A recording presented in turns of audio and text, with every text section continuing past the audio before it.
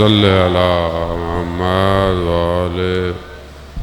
ایک سورہ فاتحہ 3 دفعہ سورہ توحید پڑھ کر تمام مومنین مومنات معرومین تمام علماء تمام شہداء، شب جمعہ ہے، شب مغفرت ہے، اپنے معرومین کو، میرے معرومین کو، استاد سید صفت جعفر، شہید عارف حسینی اور بانیان مجلس کے معرومین کو پڑھ کر بسم اللہ الرحمن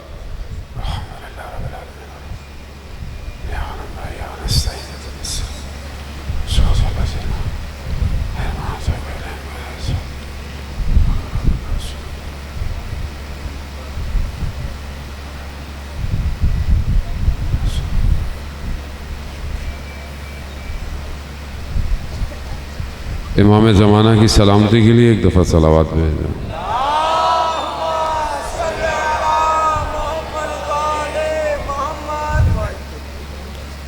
لا حول ولا قوة الا باللہ العلی العظیم حسبنا اللہ ونعم الوکیل نعم المولا ونعم النصیر اعوذ باللہ من الشیطان الرجیم بسم اللہ الرحمن الرحیم الحمد للہ الذی یؤمن الخائفین وَيُنَجِّي الصَّالِحِينَ وَيَزَعُ الْمُسْتَكْبِرِينَ وَيُهْلِكُ مُلُوكًا وَيَسْتَخْلَفُ آخَرِينَ والصلاة والسلام على رسول ثقلین محبوب رب المشرقین والمغربین جد الحسن والحسین نبینا سیدنا قاسم محمد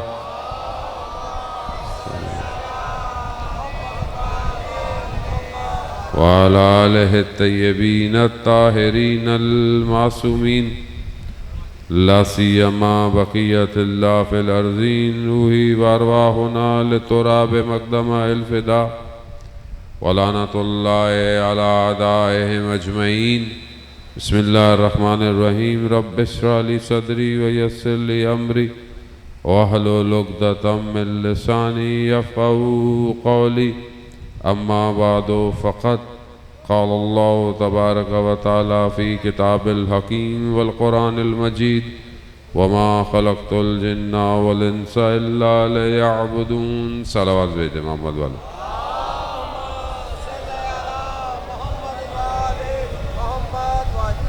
عزاداران سید الشہداء، ماہ محرم الحرام ہے اور شب جمعہ ہے، شب زیارت سید الشہداء ہے۔ آج کی شب تمام روحیں کربلا میں ہوتی ہیں، انشاءاللہ ہماری روح بھی کربلا ہونی چاہیے۔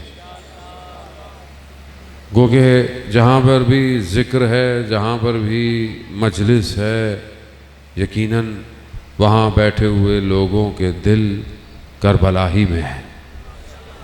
ایک کربلا روئے زمین پر ہے اور ایک کربلا مومن کے دل میں ہے، اور ظاہر ہے جس کے دل میں حسین ہو اس کے دل کی بڑی قیمت ہے، اور جسے حسین خرید لے دنیا اس کی قیمت نہیں لگا سکتی۔ اسی لیے بہرحال ہمیں نہیں پتا کہ ان مجلسوں کی کیا قیمت ہے، ہمیں تو مل گئی ہے، جن کے پاس نہیں ہے انہیں پتا ہے۔ عزیزان محترم، علامہ تقی جعفری بہت بڑے اسکالر فلاسفر، مشہد مقدس میں امام رضا علیہ السلام کے حرم میں دفن ہے۔ اللہ صلی علی محمد وآلہ۔ ہمارے استاد حجت الاسلام ڈاکٹر رفیع کہتے ہیں کہ میں نے ان سے ہمدان یونیورسٹی کے لیے ٹائم مانگا، ماہ محرم تھا، تو انہوں نے کہا میرے پاس وقت نہیں ہے، کچھ دنوں میں مجھے پتہ چلا کہ وہ مزدوروں کی ایک مجلس پڑھ رہے ہیں، مزدوروں کی مجلس پڑھ رہے ہیں۔ میں ان کے پاس پہنچ گیا، میں نے کہا میں نے آپ سے یونیورسٹی کا ٹائم مانگا اور آپ نے کہا کہ میرے پاس ٹائم نہیں ہے، اور آپ ایک مزدوروں کی مجلس پڑھ رہے ہیں۔ کہا میں گزر رہا تھا ایک جگہ سے، تو وہاں مجھے مزدور ملے۔ مزدوروں نے کہا کہ ہم یہ بلڈنگ بنا رہے ہیں، محرم آ گیا، ہم نے اپنے مالک سے اجازت لی کہ ہم اپنے گھروں میں واپس تو جا نہیں سکتے، کام جو کرنا ہے، تو ہم یہیں پر ایک کمرے کو امام بارگاہ بنا لیں۔ بولا ہاں بنا لو، کالا کپڑا لگایا امام بارگاہ۔ تو وہ مزدور میرے پاس آئے، وہ مجھے جانتے نہیں تھے میں کون ہوں۔ کہا ایسی ہے کوئی مولانا گزر رہا ہے، پکڑ لیا۔ کہا شیخ ممبر ہے، ممبر ہی نہیں ہے۔ ممبر ہے، ممبر ہی نہیں ہے، یعنی ممبر تو بنا لیا، پڑھنے والا نہیں ہے، مجلس پڑھیں گے۔ اب علامہ تقی جعفری جو جرمنی میں جا کے یونیورسٹیوں کو لیکچر دیتے تھے، کہنے لگے میں نے اپنے دل سے کہا اگر کوئی چیز قبول ہوگی تو یہی مزدوروں کی مجلس ہوگی۔ خوب عزیزان محترم، مجلس چھوٹی بڑی، مجلس تو مجلس، بس اس میں باوضو آنا چاہیے۔ ہمیں نہیں پتا کون سی مجلس قبول ہو جائے۔ انشاءاللہ کہ خدا آپ کے اس عزاداری کو قبول فرمائے۔ اس شوق اور محبت سے امام کے عشق میں آپ لوگ آئے ہیں، کھڑے ہوئے ہیں، جگہ تنگ ہے، اس کے باوجود اس کا اجر ہمارے پاس نہیں، نہ بانیان مجلس کے پاس ہے۔ اس کا اجر سیدہ سلام اللہ علیہ آپ کو دیں گی انشاءاللہ۔ عزیزان محترم، سید الشہداء جو کربلا آئے ہیں، اس کا ایک ہی مقصد تھا، اور وہ لا الہ الا اللہ، ایک خدا کی عبادت۔ اب آپ کہیں کہ سامنے والے مگر اللہ کی عبادت نہیں کر رہے تھے، وہ بھی نمازیں پڑھتے تھے؟ نہیں، نماز وہی ہے جو امام کی معرفت کے ساتھ ہو۔ امام کو نہیں پہچانا وہ کیا نماز پڑھے گا؟ وہ یہی نمازیں تو تھیں اللہ اکبر، اور رسول کے نواسے پہ تیر چل رہے تھے۔ بس ہمیں بھی اپنی زندگی میں یہی دیکھنا ہے کہ ہم اپنی زندگی میں کیا اس خدا کو پہچانے ہیں جس خدا کی خاطر امام حسین کربلا آئے۔ میں زیادہ وقت نہیں لوں گا، کیونکہ بہرحال جو ہے وہ ہمارے بہت عزیز دوست جنہوں نے نواخوانی کرنی ہے، فرحان علی وارث وہ رستے میں ہے، مجھے بھی ہے شہر سے باہر نکلنا ہے۔ بہرحال چند گزارشیں، خدا انشاءاللہ اس کو قبول کرے۔ عزیزان محترم، خدا کو پہچانا، خدا ہماری زندگی میں کتنا ہے۔ خدا کسی جگہ پہ نہیں، کسی مقام میں نہیں ہوتا۔ خدا خالق ہے، خدا ہر جگہ ہے، ہر چیز کے ساتھ ایسے ہے جڑا ہوا نہیں ہے، ہر چیز سے جدا ایسے ہے کہ اس سے دور نہیں ہے۔ خدا، آپ یہ نہیں کہ خدا میرے اندر آئے گا، خدا کسے اندر آئے گا؟ خدا کہیں اندر تھوڑی آ سکتا ہے، خدا ہے۔ خدا لفظوں میں تعریف نہیں کیا جا سکتا۔ اللہ جل جلالہ سبحانہ تعالی، ساری حمد و ثنا اسی کے لیے۔ الحمدللہ رب ساری حمد اور ثنا عالمین کے رب کے لیے۔ خوب یہ رب میری زندگی میں کہاں ہے؟ یہی سارا مسئلہ ہے۔ 1,24,000 پیغمبر اس لیے آئے تھے کہ انسان کو اللہ کی طرف لے کے جائیں۔ دوسری طرف شیطان اترا، اس نے کیا کہا؟ اس نے کہا اللہ مجھے موقع دے، سورہ اعراف میں، باقی قرآن کی آیتوں میں آپ ماشاءاللہ اہل قرآن ہیں، آپ جانتے ہیں شیطان نے کیا کہا؟ مجھے موقع دے، فرصت دے، میں انہیں آگے پیچھے دائیں بائیں سب سے ان کو بہکاؤں گا، اغوا کروں گا۔ کیوں؟ تاکہ یہ تیرے بندے نہ بنے۔ اب یہ دو طاقتیں روئے زمین پر ساتھ ساتھ چل رہی ہیں، یا اللہ کا بندہ ہے یا شیطان کا بندہ ہے، درمیان میں کوئی نہیں ہے۔ درمیان میں جو کہتا ہے نہیں میں تو ادھر بھی نہیں ادھر بھی، ایسا کوئی نہیں، سٹوری کوئی نہیں ہے، یہ سٹوری ایک ہی ہے۔ درمیان میں منافق ہوتا ہے، ادھر بھی ہوں ادھر بھی ہوں۔ قرآن کیا کہتا ہے؟ جب رسول آپ کے پاس آتے ہیں تو کوئی اور باتیں کرتے ہیں، ادھر جاتے ہیں تو وہ یہ منافق ہے۔ منافق بھی ادھر ہی ہے، ادھر نہیں ہے۔ جو ادھر نہیں ہے وہ منافق ہی ہے، ادھر ہی ہے۔ اب یہاں جو اللہ کی طرف آتا ہے وہ اللہ کی خاطر آتا ہے، وہ دنیا کے لیے نہیں آتا۔ کئی لوگ صدر اسلام میں اسلام کہ یا رسول اللہ میں اسلام لے آؤں گا لیکن مجھے یہ پوسٹ چاہیے، ہوتا ہے نا، میں یہ قبول کر لوں گا، میں یہ کام کر لوں گا، مجھے پوسٹ دے دیں، مجھے کرسی دے دیں، مجھے یہ دے دیں، مجھے وہ دے دیں۔ رسول خدا نے کیا کہا؟ رسول خدا نہیں، اگر اسلام قبول کرنا ہے تو صرف خدا کے لیے بس۔ کتنے لوگوں نے کیا؟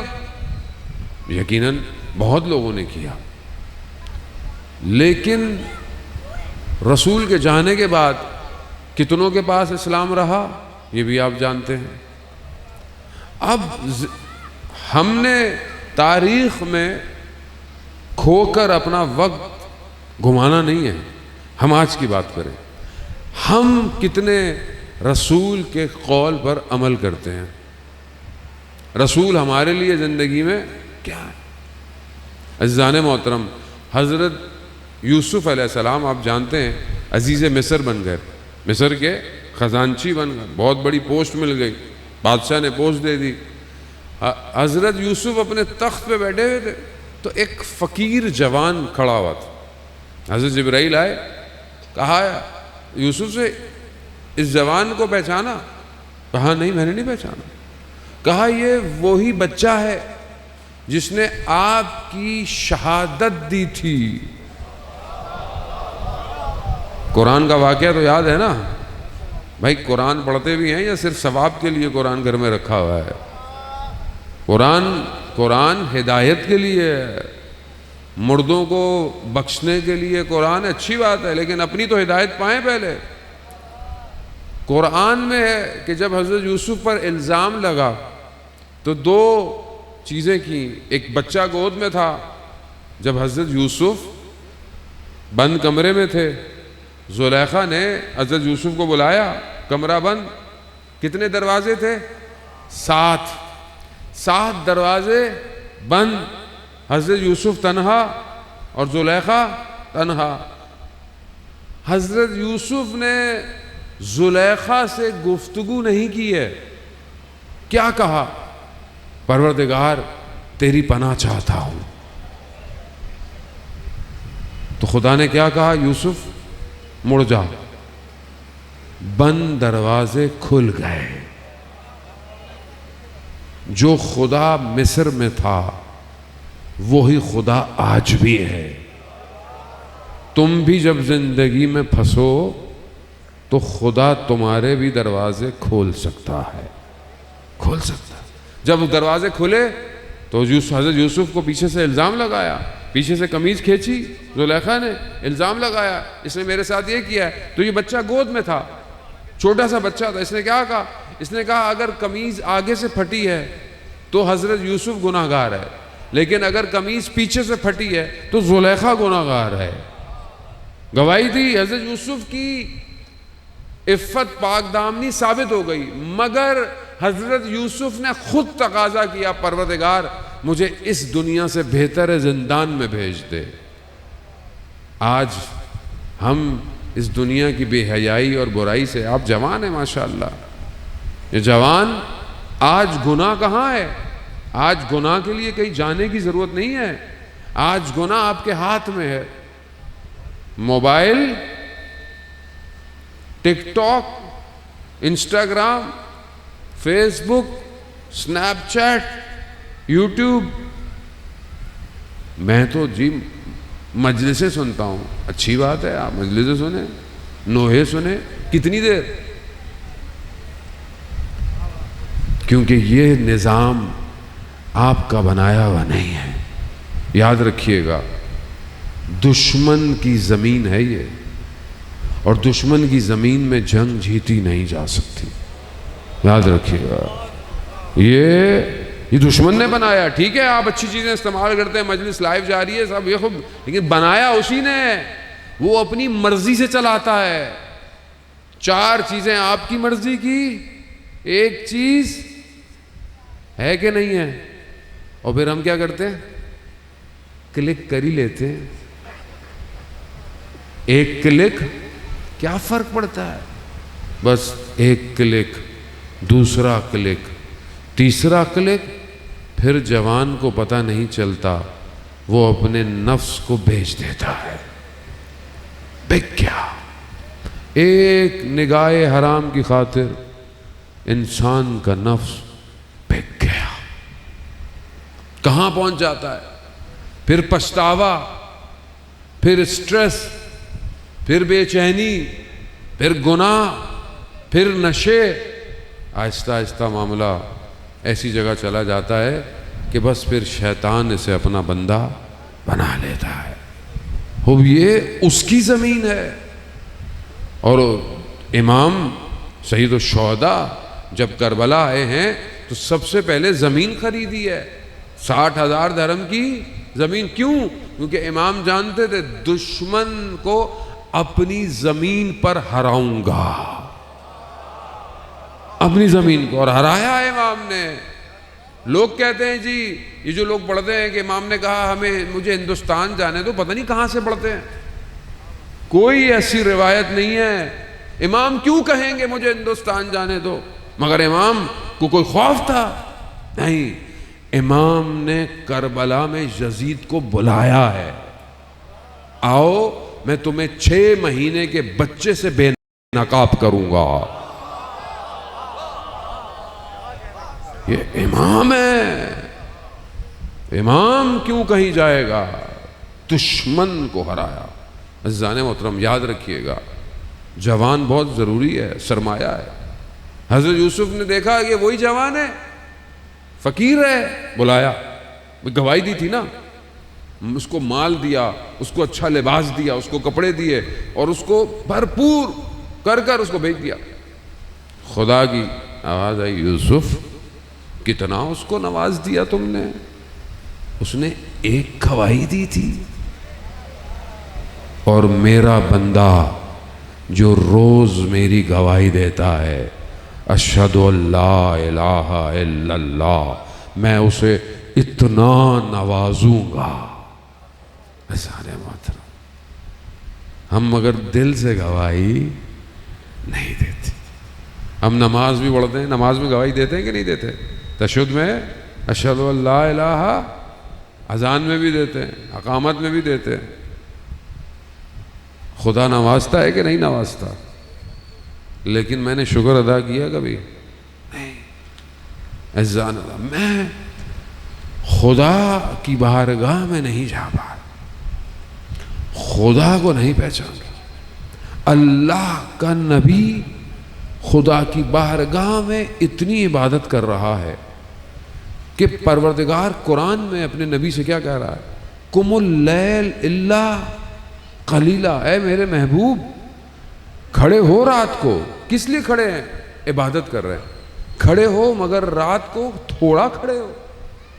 اے میرے محبوب بہت عبادت کرتے ہو، بہت نماز پڑھتے ہو، تھوڑی نمازیں پڑھو. یعنی اللہ کا رسول اتنی نمازیں پڑھ رہا ہے کہ خدا کہہ رہا ہے کہ تھوڑا کھڑے ہو. اور ہم رسول کے ماننے والے رات کو کتنی دیر کھڑا ہوتے ہیں عبادت کے لیے. علامہ امینی رضوان اللہ تعالیٰ علیہ جو صاحب غدیر ہیں، جنہوں نے غدیر کی کتاب لکھی، 30 سال سے 40 سال لگے امام کے فضائل جمع کرنے میں. جہاں جہاں بغداد، سیریا، دمشق، ہندوستان، جہاں لائبریری میں رات کو لائبریری کو کہتے تھے مجھے بند کر دو، صبح کھول لینا. امام کی خاطر. دمشق میں تھے دوسرے مکاتب فکر کے علماء بیٹھے ہوئے تھے، کہتے ہیں آپ حضرت علی کے بارے میں بہت بڑھا چڑھا کے باتیں کرتے ہیں. کہا کیوں؟ کہا آپ کہتے ہیں کہ حضرت علی رات کو 1000 رکعت پڑھتے تھے. علامہ امینی نے فرمایا کہ وہ تو مولا تھے، 1000 رکعت تو میں پڑھ سکتا ہوں. علامہ امینی کی ٹانگ میں تکلیف تھی، آدھی رات نہیں گزری، آدھی رکعتیں ہو گئیں. انہوں نے کہا نہیں ہم پہچان گئے، آپ پڑھ سکتے ہیں. کہا نہیں اب میں پوری پڑھوں گا. عزیزان محترم، مولا کتنی رکعتیں پڑھتے تھے؟ 1000. مولا کے چاہنے والے کو کتنی رکعتیں پڑھنی چاہیے؟ سنی شیعہ کی بات ہی نہیں ہے، کیونکہ رسول خدا نے کہا من کنتو مولا فہذا، جس کا میں مولا اس کا تو سب کا مولا ہے. علی سب کا مولا ہے، علی سنی شیعہ کوئی نہیں ہے، علی سب کا ہے. تو ہم کتنی رکعتیں پڑھتے ہیں مولا کے ماننے والے؟ کتنی بھائی، کتنی پرسنٹیج مولائی ہیں آپ؟ یہ ابھی پتہ چل جائے گا. مولا 1000 رکعت پڑھتے تھے. 1% کتنا ہوتا ہے؟ 1% 1000 رکعت کا میتھس کا سوال ہے یہ. کتنا ہوتا ہے؟ 10.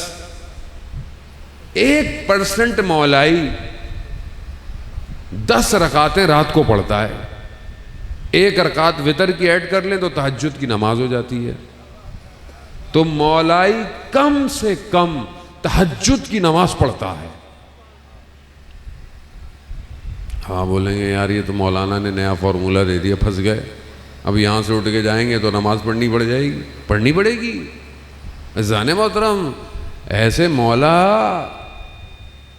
ولایت قیمت مانگتی ہے، قیمت. کم سے کم قیمت یہی ہے اپنے آپ کو اس کی بارگاہ میں جھکاؤ، کم سے کم. اور اگر زیادہ قیمت دینی ہے تو شہید محسن حجاجی 28 سال یا 32 سال کا شہید ہے. یہ بی بی کے حرم کو سیریا میں بچاتے ہوئے شہید ہوا. اور آج کے دور میں کہ جہاں دنیا ماڈرن روبوٹ، آرٹیفیشل انٹیلیجنس پتہ نہیں کہاں کہاں، آج کے دور میں، پرانی بات نہیں ہے، آج کے دور میں کٹے ہوئے سروں کا سردار بن گیا. 32 سال کا جوان ہے. اس سے پوچھتا، اس کے مسجد کے جو مولانا تھے اس سے پوچھا، وہ چھوٹے سے شہر چھوٹے سے علاقے میں رہتا تھا، اس سے پوچھتے تھے کہ تم امام حسین کے لیے، وہ کہتا ہے مجھے سخت کام دو مجلسوں میں. سب سے سخت کام کیا تھا؟ نیاز بانٹنا، دیکھ کاٹنا. وہ کرتا تھا. مولانا کہتے تھے بڑا کام کیا آپ نے امام حسین کے لیے، تھک گئے ہوں گے. کہا امام کے لیے اگر کچھ کرنا ہے تو سر کٹوانا ہے. یعنی اگر کچھ کرنا ہے تو کیا میں اپنے امام کے لیے، میرا امام کون ہے؟ امام سب کے ہیں نا، سنی شیعہ کسی کا فرق تو نہیں ہے، سب کا عقیدہ ہے. تو میں اپنے امام کے لیے اپنی گردنوں کو صحیح کر رہا ہوں کہ نہیں کر رہا؟ ابھی گھبراہٹ ہو گئی. گردن، ہاں بھائی یہ رگیں اس قابل ہوں گی، یہ گردن اس قابل ہوگی تو ہی تو امام بلائیں گے. جسے اپنی جان کی پرواہ ہو وہ امام کے کسی کام کا نہیں ہے، یاد رکھیے گا. وہ ذاکر جو پڑھتا تھا ممبر پہ، میں بھی کربلا میں ہوتا تو میں بھی امام کے صحابوں کی طرح جو کھڑا ہو جاتا. رات کو خواب میں دیکھا کربلا میں کھڑا ہوا ہے، آگ سے بھرے ہوئے تیر آ رہے ہیں، امام نماز پڑھ رہے ہیں. ایک تیر آیا پیچھے ہو گیا، امام کو تیر لگ گیا. دوسرا تیر آیا پیچھے ہو گیا. 3 تیر آئے، امام زخمی ہو گیا. امام کی نماز ختم ہوئی، شرمندہ ہوا. امام نے کہا یاد رکھنا آج کے بعد کبھی نہیں کہنا میرے صحابیوں جیسا، میرے صحابیوں جیسا کوئی بھی نہیں ہے. 13 تیر کھائے سعید نے، امام نماز پڑھ رہے تھے کربلا میں، 13 تیر کھائے، سعید گر گیا. سعید نے یہ نہیں کہا کہ میں نے کوئی بڑا کام کیا، کیا کہا؟ مولا آپ راضی ہیں؟ اللہ اکبر. امام ڈھونڈے. عزیزان محترم، کوئی سنی، کوئی شیعہ، کوئی کرسچن، یہودی، زرتشت، بدھسٹ، جتنے زندہ مذہب ہیں سب ایک کا انتظار کر رہے ہیں، ایک کا.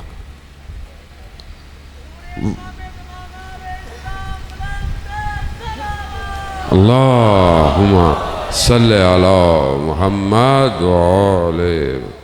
بس عزیزان محترم، وقت بہت تیزی ہے. فرحان جو ہے وہ نہیں پتا مجھے کہاں پہنچے. عزیزان محترم، خوب اپنے آپ کو اپنے امام کے لیے تیار کر. چند چیزیں گزارشیں بہت تیزی سے. امام کی ایک حدیث ہے، چھٹے امام جعفر صادق علیہ الصلوۃ والسلام ارشاد فرماتے ہیں اللہم صلی علی محمد وآل. عزیزان محترم، یا علی،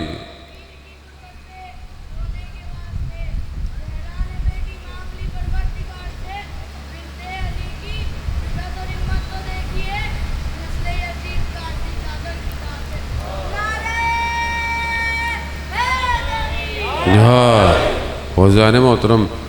خوب اس بہرحال بچے نے شعر پڑھا، اس میں بھی میسیج تھا کہ جن بیویوں نے اپنے پردوں سے وقت کے یزید کو ہلا دیا، مگر آج کے وقت کا یزید ہمارے ماؤں بہنوں کے پردے کھینچ رہا ہے، ہمیں اس کا احساس نہیں، کیونکہ ہماری غیرتیں ختم ہو گئی. آپ خود سوچیں نا کہ جو ایک بے پردہ عورت چند لوگوں کو جہنم میں لے کے جاتی، ایک بے پردہ عورت، قصور کس کا ہے؟ قصور باپ کا ہے کہ وہ اپنی بچی کی تربیت، ماں کا ہے. ماں اگر حجاب کرے بچی کو حجاب کو کہنے کی ضرورت، باپ اگر نماز پڑھے بچے کو کہنے کی ضرورت. لیکن بچے نے کبھی باپ کو دیکھا ہی نہیں کہ وہ قرآن کھولتا ہے گھر میں. بچہ کہاں کھولے گا؟ ہے کہ نہیں ہے؟ قرآن پڑھو، مولوی کے پاس جاؤ. کدھر جائے مولوی کے پاس؟ خود تو قرآن کھولے، بچہ بھی کھولے گا. جو بچہ اپنے باپ کو دیکھتا ہو کہ رات کو اٹھ کر تہجد پڑھتا ہے، وہ بچہ بھی تہجد پڑھتا ہے. عزیزان محترم، وہ امام کی حدیث ہے بہت تیزی سے. امام فرماتے ہیں کہ اگر خدا کی بندگی چاہتے ہو تو 3 شرطیں اس پہ عمل کرو. پہلی چیز کیا ہے؟ پہلی چیز یہ ہے کہ تم کسی چیز کے مالک نہیں ہو، وہ مالک ہے. جب وہ مالک ہے تو پھر کوئی بھی چیز تمہاری اپنی صحت تمہاری نہیں ہے، تمہاری اپنی جان تمہاری نہیں، تمہاری آنکھیں تمہاری نہیں، تمہاری زبان، تمہاری اولاد، تمہارا مال. تو پھر کیوں اتنا تکبر سے جی رہے ہو جب تمہارا کچھ ہے ہی نہیں؟ سب تو اس کا ہے. جب اس کا ہے تو پھر اپنی مرضی کیوں کر رہے ہو؟ آنکھیں قیامت میں گواہی دیں گی. کیا دیں گی؟ اس نے کہا تھا دیکھو. کس نے کہا؟ آنکھیں کس کی ہیں؟ بولے میری ہیں. لیکن اصل مالک کون ہے؟ تو وہی تو کہے گا جب اصل مالک کے سامنے کھڑی ہوں گی. کہا اس نے کہا تھا دیکھو. زبان کیا کہے گی؟ اس نے کہا تھا جھوٹ بولو. کیا کریں گے آپ؟ کیسے جھٹلائیں گے؟ دنیا میں تو پردہ ڈل جاتا ہے نا. ایک جھوٹ پہ روایت بتاؤں آپ کو، گناہ کبیرہ ہے اور ہم کتنا جھوٹ بولتے ہیں. ہیلو کہاں ہو؟ ابھی گھر سے نکلا نہیں ہے، گلی کے کونے پہ کھڑا ہو. جھوٹ ہے یہ، مذاق نہیں ہے یہ. جھوٹ ہے. فلانا جھوٹ ہے. ابو کہاں ہے؟ ابو گھر پہ ہے مگر ابو نہیں ہے گھر پہ. جھوٹ ہے. یا تو توریہ کریں، کھڑے ہو جائیں، ابو بیٹھے بھی نہیں ہیں، کم از کم اتنا تو بولے، کم از کم جو روایات بولتی ہیں. لیکن جھوٹ ہے. جھوٹ بولنے والے کے منہ سے بدبو نکلتی ہے، ہمیں نہیں آتی، لیکن آسمان میں ملائکہ کو آتی ہے. گناہ کبیرہ ہے جھوٹ. زبان بولے گی، ہر چیز بولے گی. تو امام کیا فرماتے ہیں؟ تم کسی چیز کے مالک، اصل مالک کون ہے؟ تو جب وہ مالک ہے تو پھر اس کی راہ میں جو ہے دے دیا گا. اس کی مثال کربلا، جو امام کے پاس تھا سب اللہ کی راہ میں دے دیا. کیوں؟ اصل مالک وہ ہے. دوسری چیز، اپنی زندگی میں لمبی لمبی تدبیریں مت کرو. لمبی پلاننگ ہیں، آرزویں، یہ کر لوں گا، وہ کر لوں گا، یہ کر لوں گا. ابھی انڈے خریدے، سوچ رہا ہے اس میں سے بچے نکلیں گے، پولٹری فارم بنے گا، پولٹری فارم میں سے پھر چوزے نکلیں گے، پھر میں یہ کروں گا، پاؤں پڑا انڈے ٹوٹ گئے. لمبی آرزویں. خوب کیوں؟ اصل مدبر پروردگار ہے. اس سے زیادہ پلانر کوئی نہیں. ایک آدمی اپنی زندگی میں کیا کرتا ہے, اس کی اچھی کمپنی ہے, وہ کیا کہتا ہے, میرا مینیجر بہت اچھا ہونا چاہیے. کیوں؟ کہ میرے کاموں کو مینیج کرے. تو جس کا خدا مینیجر ہو اس کی زندگی کیسی گزرتی ہوگی. اپنے آپ کو اس کے حوالے کریں. ہاں محنت کریں, پڑھائی کریں, جو آپ جوان ہیں ماشاءاللہ, لیکن اس پہ چھوڑ دیں. تیسری اور آخری چیز, جو خدا نے حلال قرار دیا ہے, واجب قرار دیا ہے, اسے انجام دیں. جو حرام ہے اسے چھوڑ دیں. امام کہتے ہیں یہ 3 چیزیں بندگی کی شرط ہے. بندگی, اگر تم اللہ کے بندے بننا چاہتے ہو. اگر اللہ کے بندے نہیں بننا تو تمہاری مرضی. اور اگر ان تینوں پر تم عمل کرو گے تو تقوی کے پہلے درجے پہ شامل ہو جاؤ. یہ پہلا درجہ ہے, ابھی بہت سارے درجے اور ہیں. اب انسان بہرحال اپنی زندگی میں دیکھے عزیزان محترم کہ وہ بارگاہ الہی میں کس طرح زندہ ہو رہ رہا ہے. اور بندگی کا تعلق صرف مسجد میں, امام بارگاہ میں نہیں ہے. بندگی ہر جگہ ہے. بازار میں کیسے ہیں آپ, گھر میں کیسے ہیں آپ, مسجد میں بہت اچھے ہیں ماشاءاللہ ماشاءاللہ سبحان اللہ, اور جب مال بیچ رہے ہیں تو جھوٹا کم تول رہے ہیں. یہ کیا ہوگا پھر؟ گھر میں بچوں کے ساتھ اخلاق کیسا ہے, بیوی کے ساتھ, ماں باپ کے ساتھ, سارا پیکیج ہے نا پورا اسلام. آیت اللہ حسن زادہ عملی بیان کرتے ہیں کہ وہ گرمیوں کی چھٹیوں میں شمالی علاقوں میں چلے گئے جہاں ہوا ٹھنڈی ہوتی تھی پڑھنے کے لیے, گرمیاں تھیں. ان کا بیٹا کہتا ہے کہ بچے شور مچا رہے تھے, چھوٹے چھوٹے بچے تھے. انہوں نے بچوں کو ڈانٹا. آیت اللہ تھے, ان کے ڈانٹنے میں اور ہمارے ڈانٹنے میں بڑا فرق ہوتا ہے. ان کو احساس ہوا کہ انہوں نے یہ کام غلط کیا. وہاں سے اٹھے, بس پکڑی, تبریز پہنچے اپنے استاد کے پاس. انہوں نے دروازہ کھولا, کھولتے ہی کہا رات کو خواب میں استاد آئے تھے, یعنی ان کے بھی استاد, اور کہہ رہے تھے کہ حسن زادہ سے کہنا اس طرح امام زمانہ کا انتظار کر رہا ہے. بچے کو صرف ڈانٹا. اور ہم جو سارا دن کرتے ہیں, اپنے آپ سے پوچھیں, جب بھی کوئی کام کر رہے ہوں ایک ہی فارمولہ ہے, کرتے وقت سوچیں کیا میں امام زمانہ کا انتظار کر رہا ہوں. بس یہی پولیس جو آپ کے اندر ہے نا, یہ خود آپ کو صحیح کر دے گی.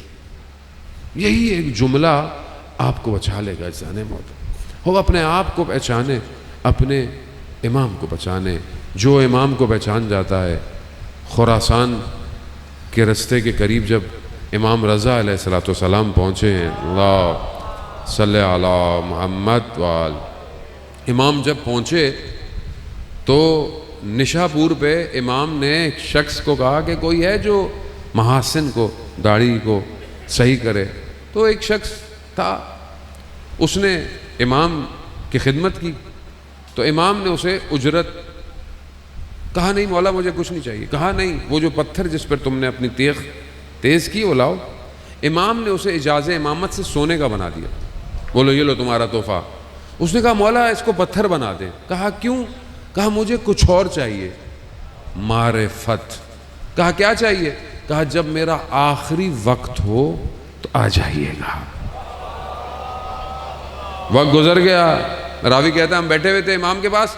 امام نے کہا مجھے تھوڑی دیر کے لیے جانا ہے. امام گئے, واپس آئے. کہا مولا کہاں گئے تھے؟ کہا وہ جو اس سے وعدہ کیا تھا اسے نبھانے گیا تھا. اصل یہی ہے کہ انسان کے مرتے وقت امام آئے. امام. عزیزان محترم, زندگی تو گزر جاتی ہے, موت سخت ہے. آج ہمارے مرحومین قبروں میں, ہمیں نہیں پتا. اگر ہمیں پتا ہوتا کہ یہ قبروں میں کیا ہے اور اگر یہ بتا سکتے ہوتے تو ہم کتنی چیزیں چھوڑ دیتے. تو بہتر ہے ہم اپنی قبروں کی طرف متوجہ. کوئی آپ کی قبر میں کام نہیں ہے سوائے آپ کے نیک عمل کے. عزیزان محترم, میں اس سے زیادہ آپ کو مزاحم نہیں ہوں گا. عزیزان محترم, شب جمعہ ہے, شب دعا ہے, اور دل کربلا کی طرف ہونے چاہیے. شخص ڈاکے ڈالتا تھا کاروانوں کے. کاروان آ رہا تھا دور سے، آنکھ لگ گئی. خواب میں کیا دیکھتا ہے؟ قیامت ہے اور اسے گھسیٹ کے جہنم لے کے جا رہے ہیں. آواز آئی اسے چھوڑ دو. کہا کیوں؟ کہا اس کے سر پہ زائرین امام کی خاک ہے. اس کی آنکھ کھلی، اس نے کیا دیکھا؟ کاروان جا چکا تھا. جس امام کے زائر کے قدموں کی خاک انسان کو جہنم سے بچا لے، وہ خود امام کیا ہوگا؟ عزیزان محترم، امام اپنا سب کچھ لے کر کربلا آئے، سب لے آئے. صرف ایک چیز رہ گئی اور وہ تھا کفن. عزیزان محترم، مصائب آپ سنتے رہتے ہیں، ایام مصیبت کے ہیں. روز عاشورہ جو ہوا یہ آپ سن چکے ہیں. میری بھی اپنی اتنی طبیعت ناساز ہے، میں بہت مصائب طاقت سے پڑھ نہیں پاؤں گا. بہرحال ایک قطرہ بھی آنسو آپ کی آنکھ میں آ جائے تو انشاءاللہ امام حسین اس کا آپ کو اجر دیں. عزیزان محترم، روز عاشورہ کی سختیاں اپنی جگہ، روز عاشورہ گزر گئی. امام سجاد ساری زندگی روتے رہے، خون کے آنسو روتے رہے. جب دیکھتے تھے کہ کوئی کسائی جانور قربان کر رہا ہے تو پوچھتے تھے، کہا پانی پلاتے ہو اسے؟ ایک دفعہ اس نے بولا ہاں پلاتے ہیں. پھر امام نے دیکھا، کہا قربانی کرنے سے پہلے پانی پلاتے ہو اسے؟ تو وہ کیا کہتا ہے، مولا ہم مسلمان ہیں. تو امام نے کہا ہاں وہ بھی تو مسلمان تھے جنہوں نے میرے بابا کو پیاسا شہید کر دیا. پانی کو دیکھتے تھے تو روتے تھے، کھانے کو دیکھتے تھے، کبھی بستر پہ نہیں سوئے امام. ہم ان چیزوں کو محسوس نہیں کر سکتے کیونکہ بہرحال ہم کہاں، میں اپنی بات کر رہا ہوں، خدا نخواستہ آپ کی بات نہیں کر رہا. مگر عزیزان محترم، امام جانتے ہیں کہ کس غربت کے عالم میں ان کے بابا کو مارا گیا، اور پھر اس کے بعد کوفہ اور شام کا سفر سجاد کو کھا گیا. سارے درد اپنی جگہ، شام کی مصیبت اپنی جگہ. شام میں جب یہ داخل ہوئے نا تو کہتے ہیں کہ 3 دن لگے انہیں دربار یزید میں جانے کے لیے. 3 دن. بعض جگہ کہتے ہیں کہ ایک بڑی تعداد میں لوگوں کو بلایا گیا، سجایا گیا جیسے کوئی خوشی کا سما ہے. راوی کہتا ہے کہ میں کام سے باہر گیا تھا، میں شام پہنچا تو میں نے دیکھا لوگ رنگ برنگے کپڑے پہن کے گھوم رہے ہیں. میں نے کہا آج کوئی عید کا دن تو نہیں ہے؟ تو میں نے پوچھا کیا ہے؟ کہا ایک باغی ٹولہ ان کے مردوں کو مار دیا ہے، ان کی عورتوں کو غلام بنا کے لائے ہیں. اللہ اکبر. کہا جیسے ہی میں نے کہا دیکھوں کون ہے. جیسے ہی میں نے دیکھا تو مجھے جو سر نیزے پہ نظر آیا نا وہ تو جانا پہچانا سر تھا. بس میں نے آگے دیکھا تو امام، ہاتھوں میں رسیاں، گلے میں توق ہے. میں نے کہا مولا یہ کیا ہو گیا؟ امام نے مجھے کچھ نہیں کہا. امام نے کہا تیرے پاس کچھ پیسے ہیں؟ کہا یہ جن کے ہاتھوں میں نیزے ہیں نا ان کو دو اور انہیں کہو تھوڑا آگے چلیں تاکہ لوگوں کی نگاہیں میری ماؤں بہنوں پر نہ پڑیں. اللہ. پردہ غیروں کا مجمع اور علی کی بیٹیاں، اس سے بڑا اور کیا غم ہو سکتا ہے عزیزان محترم.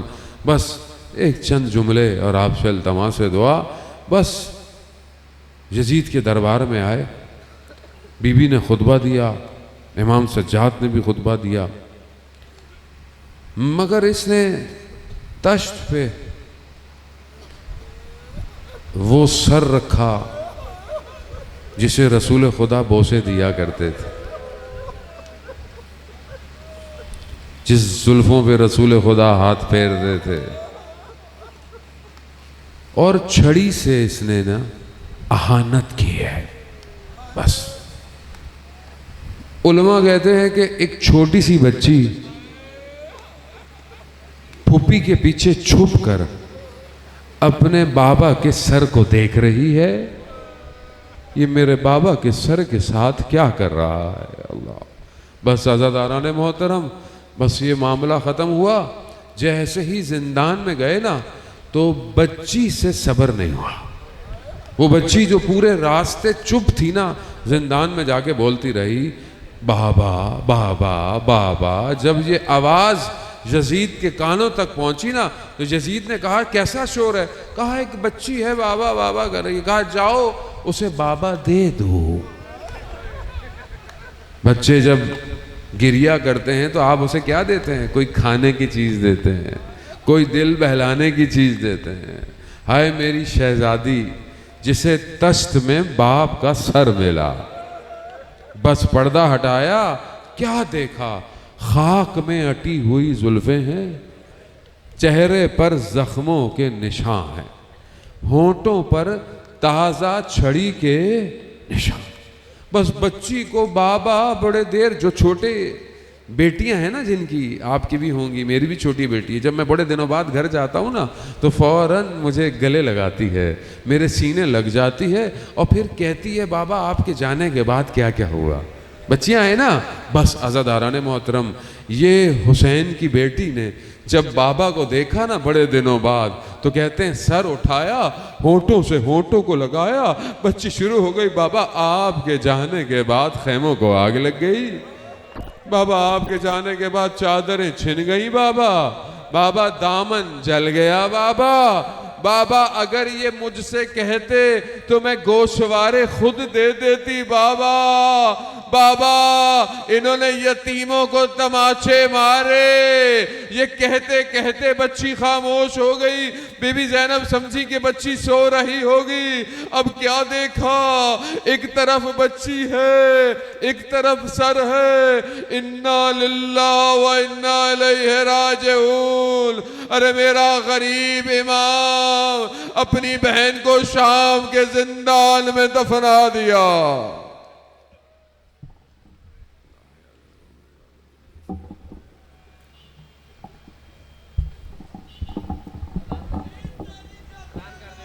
مومنین تشریف رکھیں. نوحہ خان جناب سید فرحان علی وارث صاحب ہمارے درمیان موجود ہیں. وہ پہلے مصائب پڑھیں گے برسر منبر بیٹھ کر، آپ ان کے مصائب سماعت کریں گے. اس کے بعد وہ نوحہ خانی فرمائیں گے. جتنے دوست میرے کھڑے ہوئے ہیں سب سے میری التماس ہے کہ وہ یہ تشریف رکھیں. وہ ابھی چند ہی لمحوں میں آپ کے سامنے ہوں گے. یہ جتنے دوست کھڑے ہوئے ہیں سب بیٹھ جائیں. درود پڑھیے گا مل کر محمد و آل محمد پر. نعرہ تکبیر، نعرہ رسالت،